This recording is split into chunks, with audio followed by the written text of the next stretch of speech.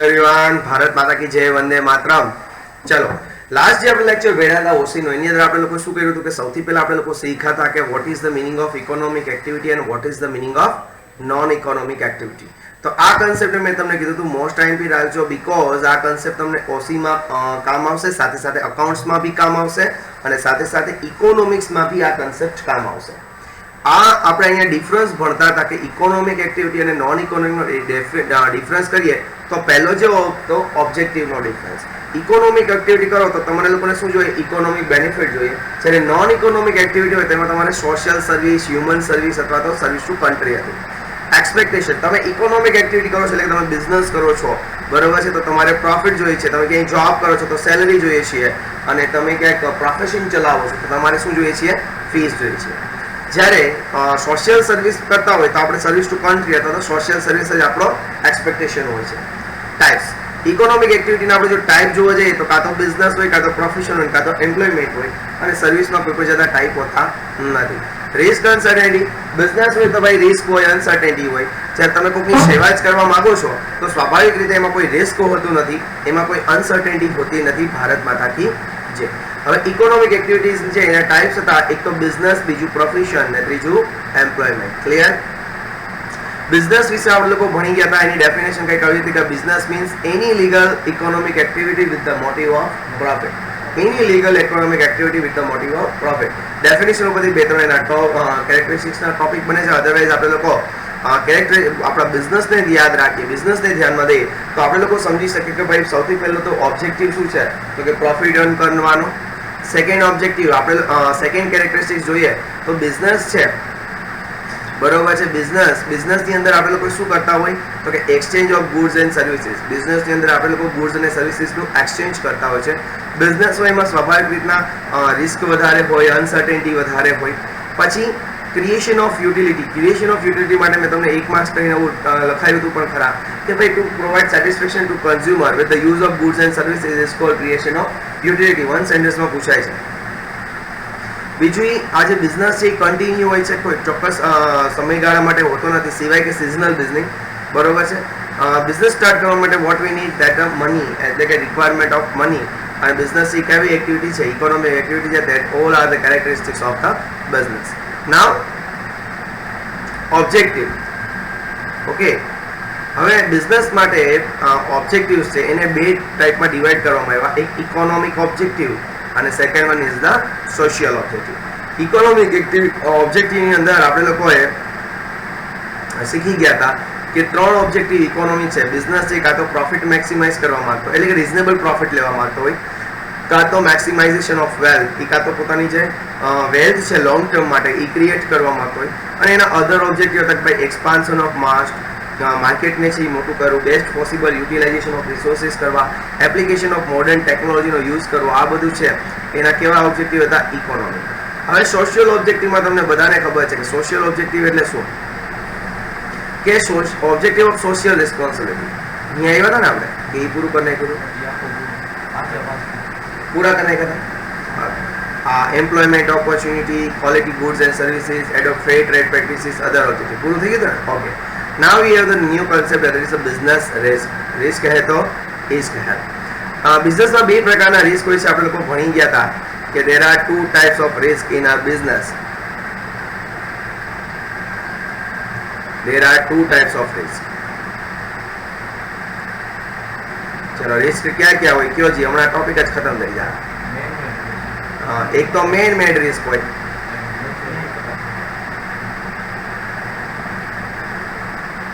બીજો કયો છે? નેચરલ.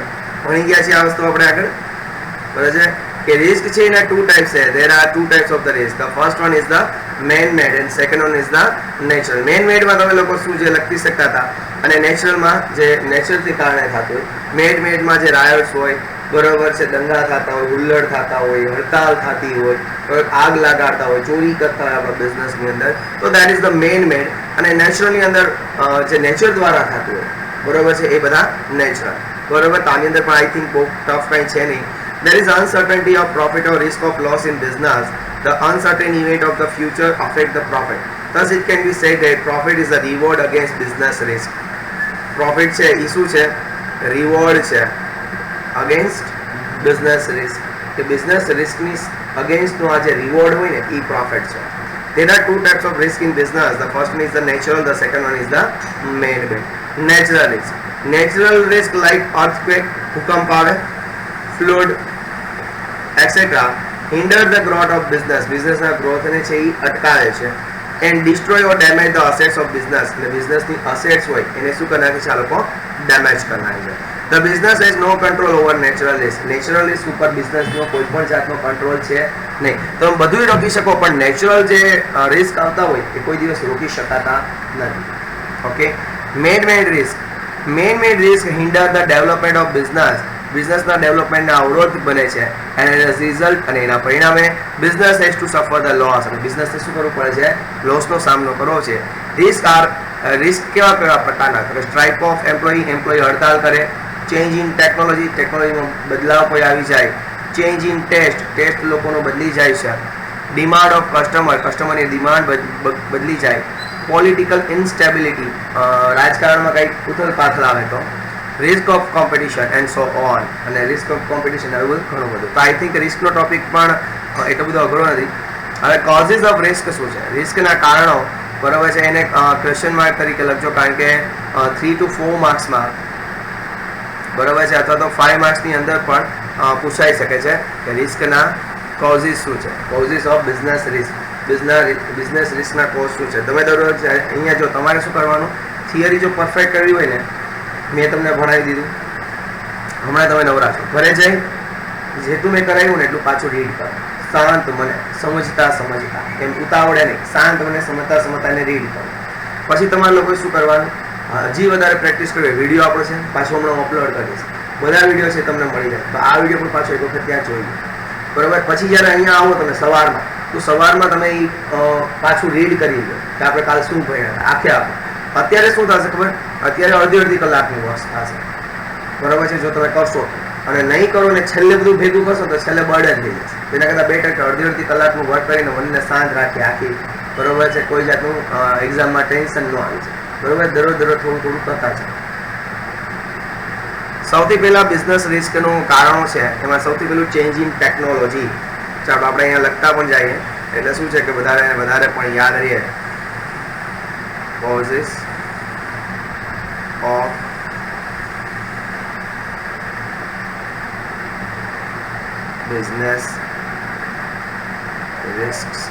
બિઝનેસ રિસ્કના કારણ બરાબર છે. પહેલું આપણે કારણ એક વાર લખતા જઈએ એટલે વધારે ખબર પડે. Change in technology.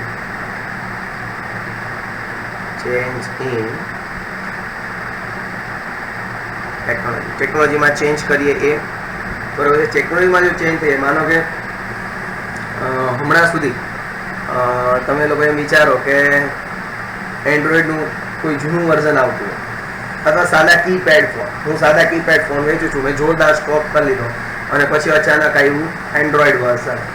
તો સ્વાભાવિક વસ્તુ છે ટેકનોલોજી ચેન્જ થઈ ગઈ, લોકોની ડિમાન્ડ ચેન્જ થઈ જાય છે, લોકોની ડિમાન્ડ ચેન્જ થઈ જશે એટલે મારી પાસે જે સ્ટોક પડ્યો છે કીપેડ પેનનો એ શું થઈ જશે? લોસ. એનો મને કાંઈ રૂપિયા મળશે નહીં. તો ચેન્જ ઇન ટેકનોલોજી છે એક બિઝનેસ રિસ્કનું કારણ છે. Changes are necessary in production method due to invention in technology. ટેકનોલોજીમાં ઇન્વેન્શનને કારણે બરાબર છે પ્રોડક્શન મેથડમાં ચેન્જ આવે એ જરૂરી છે. New technology is to be adopted to produce high quality goods. High quality ગુડ્સને પ્રોડ્યુસ કરવા માટે નવી ટેકનોલોજી જરૂરી છે. New machinery have to be install for the replacement of old machinery. જૂની મશીનરીને સ્થાને આપણે લોકો શું કરવું પડે? નવી મશીનરી ઇન્ટ્રોડ્યુસ કરવી પડે. એટલે આની અંદર જે આખી વાત કરી છે ચેન્જ ઇન ટેકનોલોજી એ લોકોના ટેસ્ટને આધારે નથી કરી પણ બિઝનેસની અંદર જે મશીનરીઝ છે એને બદલવાના આધારે કરી છે બરોબર છે. કે માનો કે આપણે લોકો બિઝનેસ ચલાવતા હોય અને એમાં કોઈ આપણી પાસે મશીનરીનો આપણે યુઝ કરતા હોય પ્રોડક્શન કરવા માટે, વસ્તુ બનાવવા માટે, હવે કોઈ નવી ટેકનોલોજી એવી છે કે જે આપણને સારું પ્રોડક્શન આપે છે, સસ્તું પડે છે, તો આપણે લોકો શું કરવું પડશે? નવી ટેકનોલોજીનો આપણે લોકો યુઝ કરવો પડે કે જેનાથી આપણને સસ્તું પ્રોડક્શન મળે. Okay. Second one is the threat of substitute product. ચાલો બીજું આપણે લખીએ થ્રેટ ઓફ સબસ્ટિટ્યુટ પ્રોડક્ટ. એટલે કોઈ સબસ્ટિટ્યુટ પ્રોડક્ટ હોય, સબસ્ટિટ્યુટ પ્રોડક્ટ એટલે કે એકની જગ્યાએ તમે બીજાને યુઝ કરી શકો.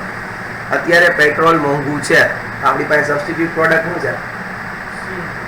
સીએનજી છે, બીજું ઈ બાઇક આવી ગયા હમણાં તો, બરાબર ને? તો આપણી પાસે શું છે? સબસ્ટિટ્યુટ પ્રોડક્ટ છે, એટલે કે એકની જગ્યાએ આપણે લોકો બીજી વસ્તુ યુઝ કરી શકીએ છીએ. એ પણ એક પ્રકારનું રિસ્ક જ કહેવાય. ઓકે, જોઈએ. The customer may turn to substitute product due to change in technology. ટેકનોલોજીમાં ચેન્જ થવાને કારણે કસ્ટમર શું કરશે? તો કે કસ્ટમર છે એ સબસ્ટિટ્યુટ પ્રોડક્ટ તરફ વળી જશે. Example, ball pen in the place of fountain pen. પહેલાં શું હતું? ફાઉન્ટેન પેન હતું, પોઈન્ટવાળી આવતી, મોંઘી આવતી. તો એની જગ્યાએ બોલ પેન આવવા માંડી તો કસ્ટમર શું ચૂઝ કર્યું કે આપણે લોકો જો બોલ પેન વાપરીએ તો ફાઉન્ટેન પેન કરતાં સસ્તી પડે, પછી ઇંક પૂરવાનો પ્રશ્ન ન આવે, બાકી ઓલા તો શું હોય, ઇંક પૂરે રાખવું પડે, તો બધા પ્રશ્નો હલ થઈ ગયા. Vessel of still in the place of copper, બરોબર છે? કોપરની જગ્યાએ અત્યારે છે વેસલ્સ ઓફ સ્ટીલનો આપણે લોકો યુઝ કરવા માંડ્યા છીએ, બરોબર? Brass, television in place of રેડિયોની જગ્યાએ આપણે શું કરવા માંડ્યા છીએ? ટેલિવિઝનનો યુઝ કરવા માંડ્યા છીએ. તો ઘણું બધું એમ. એટલે બીજું હતું થ્રેટ ઓફ સબસ્ટિટ્યુટ પ્રોડક્ટ, બરાબર? પહેલું હતું ચેન્જ ઇન ટેકનોલોજી. આપણે લોકો શું ટોપિક ભણીએ છીએ ફ્રેન્ડ્સ? આ ટોપિક કેવો ભણીએ છીએ? જોયા વગર કેવા આવે?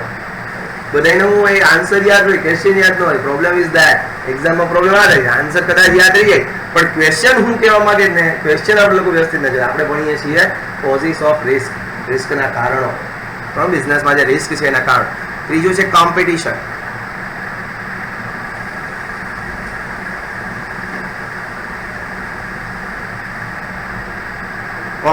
Okay, competition increase the business rates which directly affect the business profit. Competition છે, બરોબર, એ બિઝનેસ રિસ્કને વધારે છે કે જે ડાયરેક્ટલી બિઝનેસના પ્રોફિટને ઇફેક્ટ કરે છે. The sale price of the product is to be reduced and advertisement expense are to be incurred by the business unit to maintain its position in the market. Sale price of the product is to be reduce. જો માર્કેટમાં competition આવી જાય તો મારે મારી પ્રોડક્ટની જે cells price છે એને મારે શું કરી દેવી પડે? રિડ્યુસ કરી દેવી પડે, ઘટાડી દેવી પડે. And advertisement expense are to be incurred by the business unit. અને એના માટે મારે શું કરવું પડશે? એડવર્ટાઇઝમેન્ટ એક્સપેન્સને વધારવું પડશે to maintaining position in market. માર્કેટની અંદર એની પોઝિશનને, આપણી પોઝિશનને મેન્ટેન કરવા માટે. And to face competition thus profit get reduce. અને પ્રોફિટ છે આપણું શું થઈ જશે? ઘટી જશે, બરાબર છે? તો આપણે કોમ્પિટિશન છે એના કારણે શું થાય કે બિઝનેસને છે ને ડાયરેક્ટલી અફેક્ટ કરે છે. કોમ્પિટિશન આવી જાય એટલે આપણે સેલ્સ પ્રાઇસ ઘટાડી દેવી પડે, એની સાથે આપણે એડવર્ટાઇઝમેન્ટ કોસ્ટ વધારી દેવો પડે. એડવર્ટાઇઝમેન્ટ કોસ્ટ વધારો, સેલ્સ પ્રાઇસ અહીંયા ઘટાડો છે તો તમારો પ્રોફિટ પણ અલ્ટિમેટલી શું થાય છે? ઘટી જાય છે. તો પ્રોફિટ છે એ પણ કારણ છે. ચલો, પહેલું રિસ્ક કયું હતું? Change in technology. બીજું રિસ્ક આપણે કયું જોયું હતું? Threat of substitute goods. અને ત્રીજું છે કોમ્પિટિશન. ઓકે, નાવ લેજિસ્લેશન, કાયદો. હમણાં તમને લોકોને ખબર પડી ગઈ કે કોરોના દરમિયાન કાયદો આવ્યો કે ટ્યુશન ક્લાસ ચલાવવાના નથી.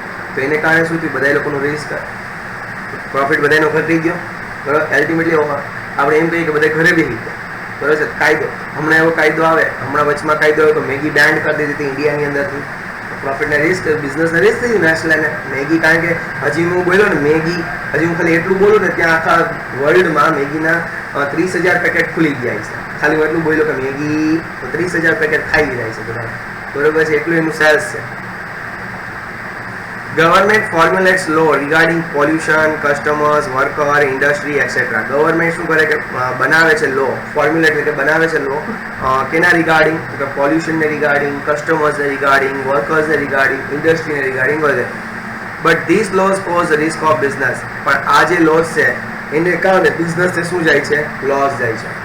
Example, minimum veggies act, factory act. અત્યારે છે ને મિનિમમ વેજીસ એક્ટ ચાલે છે, એટલે કે કોઈ પણ વર્કરને મિનિમમ આટલા રૂપિયા તો દેવાના જ, બરોબર? બાકી પેલા બધા શું કરતા? આ બધા કારખાનાવાળા હાવ સસ્તા વેજીસ ઉપર દેતા, પણ કાયદો લઈ આવે કે નહીં, મિનિમમ વેજીસ આટલું દેવાનું. ફેક્ટરીમાં આટલી સવલતો હોવી જ જોઈએ વર્કર્સ માટે, એની કહેવાય ફેક્ટરી એક્ટ. આટલા તમારા આજુબાજુમાં ટ્રીઝ ગ્રો કરવાના ને બધું એમાં લોમાં લઈ લે. They hinder the business in decision making. Decision મેકિંગમાં બિઝનેસને શું કરે છે? અવરોધ કરે છે. તો પેલું આપણે કહું શું હતું? Change in technology. બીજું થ્રેટ ઓફ સબસ્ટિટ્યુટ્સ પ્રોડક્ટ. ત્રીજું કોમ્પિટિશન. અને ચોથું legislation. After that uncertainty of demand. Demand છે એ કેવી છે માય ડિયર ફ્રેન્ડ્સ? અનસર્ટેન છે. તમે એને ચોક્કસ કહી ન શકો. અત્યારે મને એમ લાગે કે 11 હું જ્યારે માર્કેટમાં વયો જઈશ, ક્લાસ ચાલુ કરીશ એટલે ઓછામાં ઓછા મારા 20 સ્ટુડન્ટ થશે. 20 સ્ટુડન્ટ થાય તો જ હું મારા ક્લાસમાં ખર્ચો ઉપાડી શકું, મારું રેન્ટ પે કરી શકું, ઇલેક્ટ્રિસિટી બિલ પે કરી શકું, ફેકલ્ટીને રૂપિયા દઈ શકું. તો અનસર્ટેનિટી છે. હવે માનો કે મારે સ્ટુડન્ટ્સ ન થયા, તો અનસર્ટેન ન થયા તો બધું મારે બેર કરવું પડશે, ખર્ચો પણ મારે ભોગવવો પડશે. Uncertainty of demand for the product create the risk for the business. Change in customer income, taste, product price, inflation, etc. create uncertainty for demand. Uncertainty છે ડિમાન્ડ માટેની. એ કઈ કઈ હોઈ શકે? તો તમે કાં તો કસ્ટમરની ઇન્કમ બદલી જાય. માનો કે અત્યારે કોઈની તાકાત જ નથી ટ્યુશન લખાવવાની, તો એ મારે ત્યાં ટ્યુશનના છોકરા આવશે નહીં, કારણ કે એના પપ્પાની એટલી આવક નથી.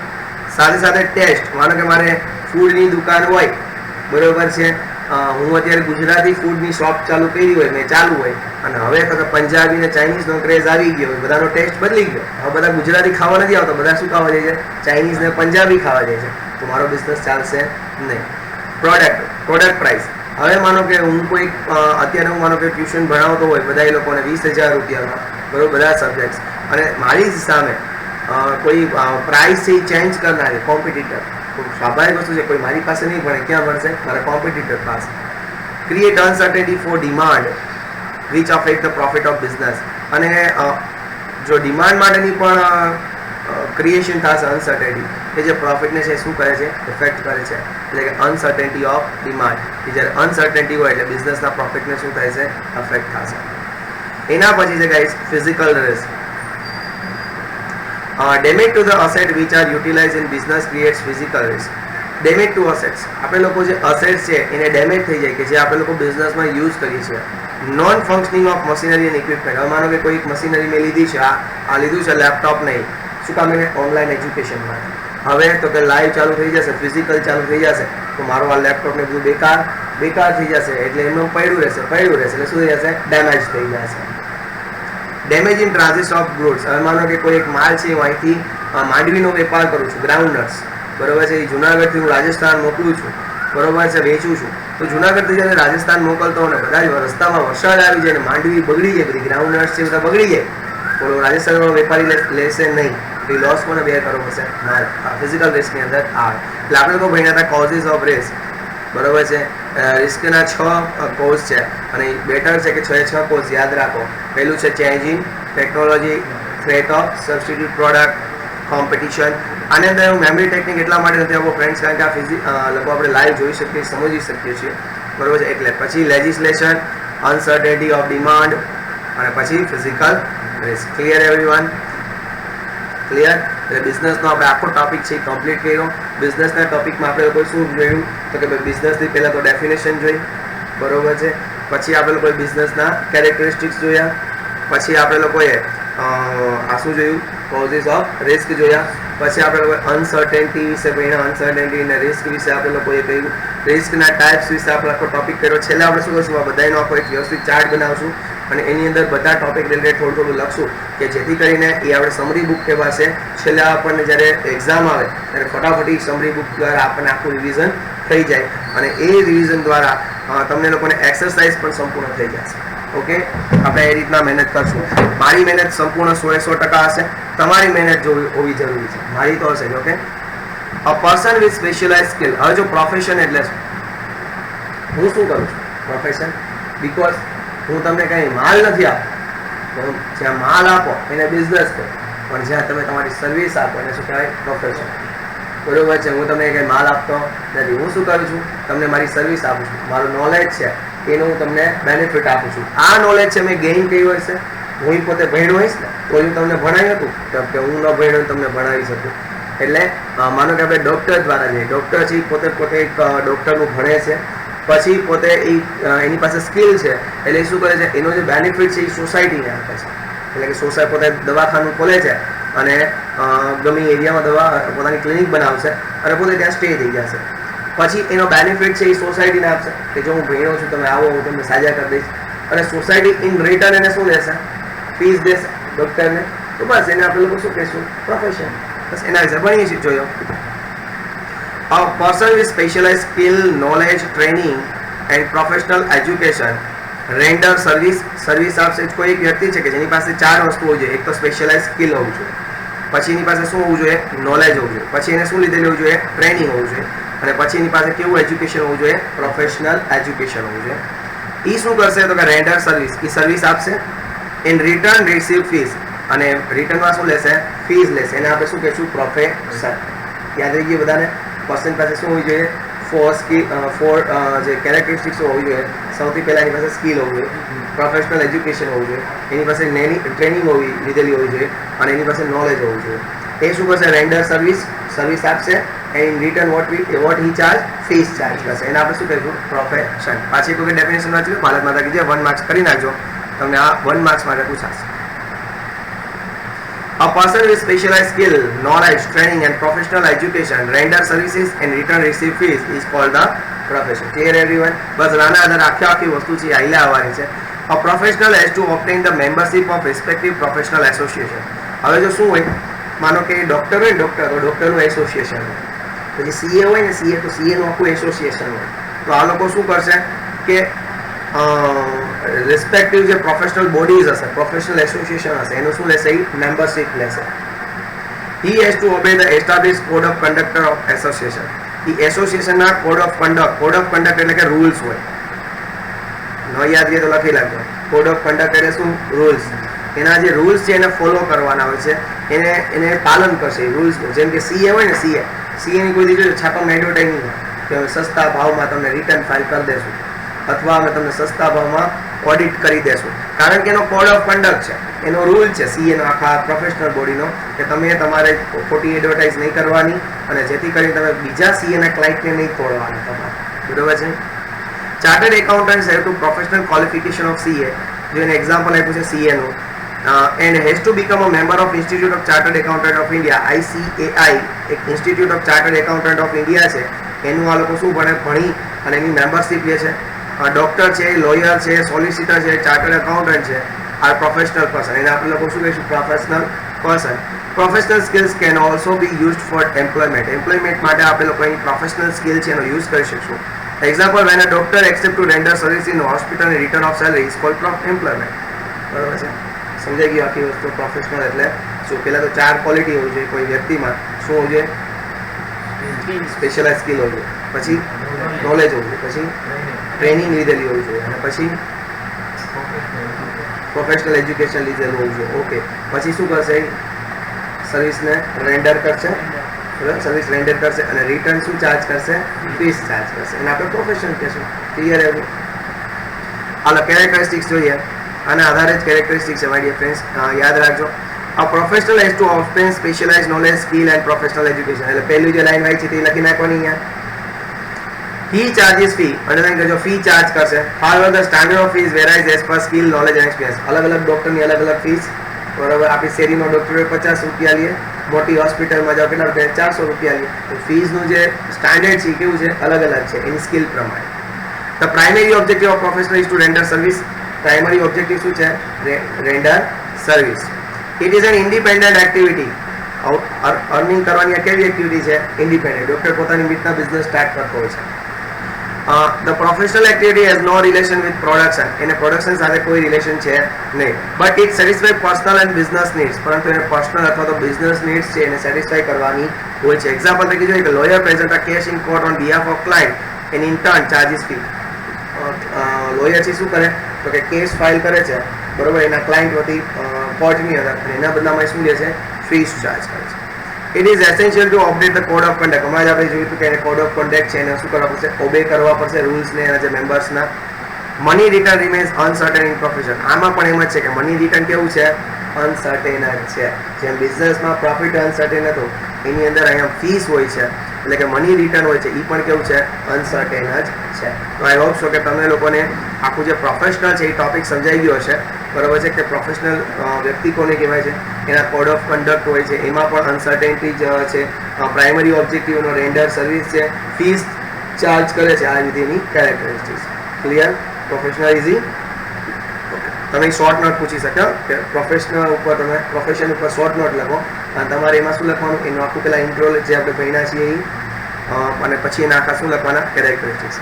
હવે એમ્પ્લોયમેન્ટ. એમ્પ્લોયમેન્ટ એટલે કે જોબ. બાજુમાં લખો તો લખી નાખાય employment is equals to job. જોબમાં શું હોય? કયો છીએ તમને? જો એ લખ્યું છે એમ્પ્લોયમેન્ટ મીન્સ જોબ. બરોબર છે. જોબમાં શું હોય તો કે કોકની ત્યાં આપણે નોકરી કરવાની અને ઇન રિટર્ન આપણને શું મળે? સેલરી મળે. સેલરી કેવી હોય? ફિક્સ હોય. બરાબર છે. હા, ઇન્ક્રીમેન્ટ આવતું હોય પણ સેલરી જનરલી કેવી હોય છે? ફિક્સ હોય છે. લાખો વર્ષ એટલી જ સેલરી મળે. So employment means job. It is an economic activity performed in return for a fixed salary where work is assigned as per the contract. કે કોન્ટ્રાક્ટમાં જે પ્રમાણે કામ અસાઇન કર્યું હોય એ પ્રમાણે આપણી જે સેલરી છે એ કેવી રહેતી હોય છે? ફિક્સ રહેતી હોય છે. Example, a teacher teaching in school or a government employee હોય અથવા તો ટીચર હોય સ્કૂલમાં જે ભણાવે છે એની બધાની સેલરી કેવી છે? ફિક્સ છે. ક્લિયર? હાલો, હવે કેરેક્ટરિસ્ટિક્સ એની મેળે તમારે જો થઈ જ જશે. સેલેરાઇઝ વ્યક્તિને કોઈને હે તમારે ઓળખી દો, ધ્યાનમાં રાખશો એટલે આખી કેરેક્ટરિસ્ટિક્સ બની જશે. સૌથી પહેલો fix salary. Fix salary is paid at fixed interval in return of physical or mental work. વ્યક્તિ છે કાં તો ફિઝિકલ કામ કરે છે અને કાં તો કેવું કામ કરે છે? મેન્ટલ કામ કરે છે. બરાબર. અને એના રિટર્નમાં એને શું મળે છે? Fix salary. અને ક્યારે મળે છે? Fix interval. ફિક્સ્ડ ઇન્ટરવલ એટલે કે મંથલી જનરલી મળતી હોય છે. બરાબર છે. કેનેડાના જેવા સિટીમાં છે એ લોકો વીકલી સેલરી આપતા હોય છે. બરાબર છે. એટલે એને મંથલીની જગ્યાએ શું વાપરી દીધો શબ્દ? Fixed interval. કેના માટે? કેના રિટર્નમાં? એના ફિઝિકલ અને મેન્ટલ વર્કના બદલામાં એને શું મળે છે? Fix salary. Certain other benefits are available in addition to salary. Example, medical allowance, pension. Salary ઉપરાંત છે ને, માનો કે ટાટા અને રિલાયન્સ જેવી કંપનીમાં તમે જાઓ તો તમને મેડિકલ એલાઉન્સ મળે. મેડિકલ એલાઉન્સ એટલે કે તમે બીમાર પડો તો તમારો જેટલો પણ ખર્ચો છે એ કંપની પે કરી દેતી હોય છે. બરોબર છે. એ મેડિકલ એલાઉન્સ. પછી પેન્શન આપતી હોય છે. માનો કે તમે રિટાયર થાવ તો તમને શું મળે? પેન્શન મળે છે. To perform the assigned work as per the contract under the control of employer.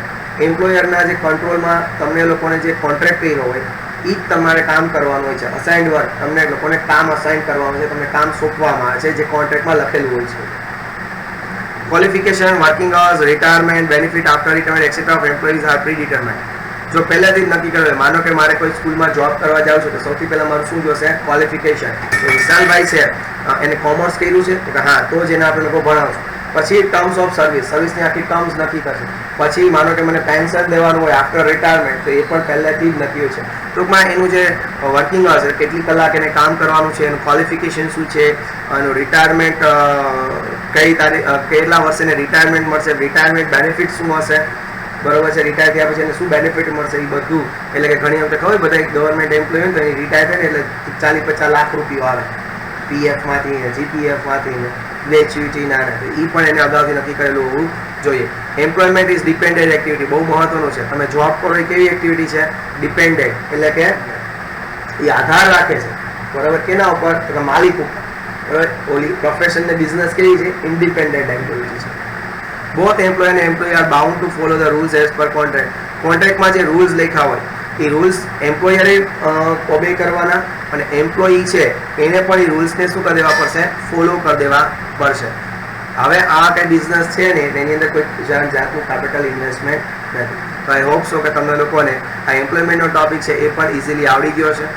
એના પછી છે ત્રણેયનું કમ્પેરિઝન.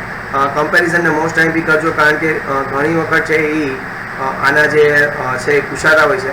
અને આને 8W લખજો. તમે લોકો 8W લખીને આવશો. બરોબર છે.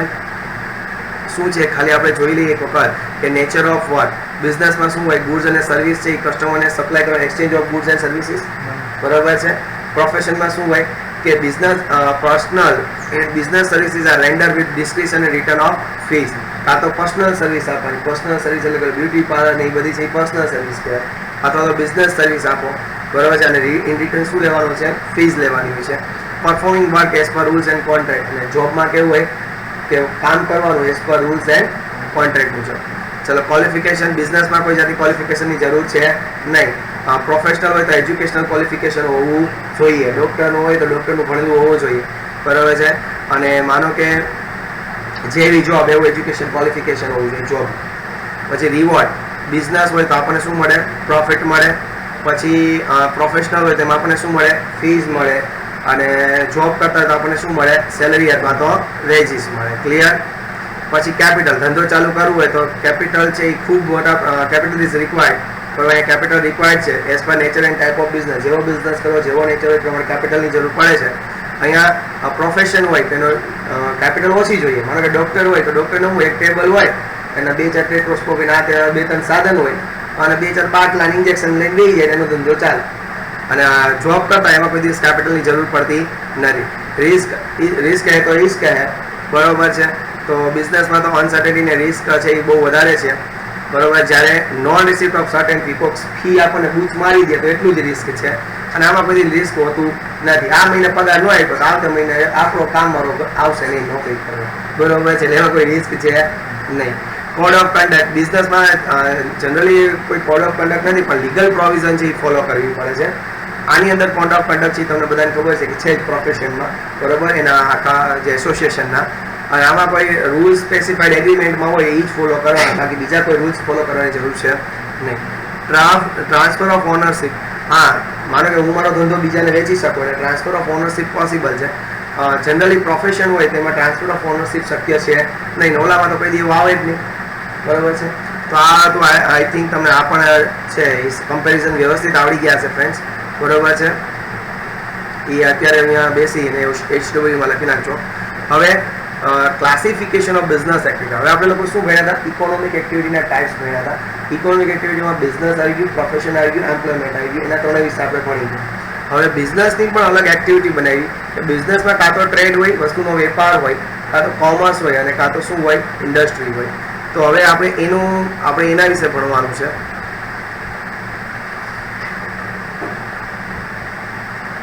ચલો તો આપણે આજ પૂરું રાખીએ। આ જે ટોપિક છે આપણે કાલ ખતમ કરશું ને ચેપ્ટરની કાલે આપણે લોકો શું કરી દઈશું?